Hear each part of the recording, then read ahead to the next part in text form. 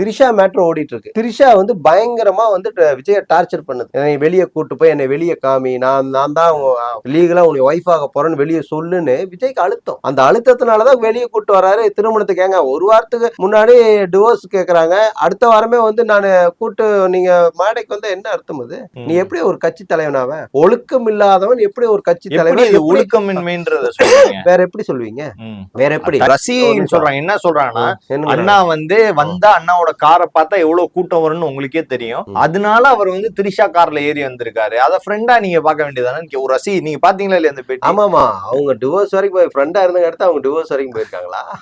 ஏன் கேக்குறேன், கட்டின பொண்டாட்டி டிவோர்ஸ் வரைக்கும் போற, கட்டின பொண்டாட்டி பேசி சமாதானப்படுத்தி இதை வெளியே போனா எனக்கு அசிங்கமா இருக்கும், தயவு செஞ்சு சொல்றேன் வெளியே எதுவும் சொல்லிக்காதீங்க, உங்களுக்கு என்ன செட்டில்மெண்ட் பண்றோம் பண்றேன், வேற வழியே இல்ல, நான் எப்படியா இந்த வாழ்க்கையை நான் வாழ்ந்துட்டு போறேன், நான் அரசியல் வாழ்க்கைக்கு வந்துட்டேன், என்னை விட்டுருங்க சாமி, நான் கொடுக்க வேண்டியதை வாங்கிட்டு கம்முன்னு போவோம்னா போகுது.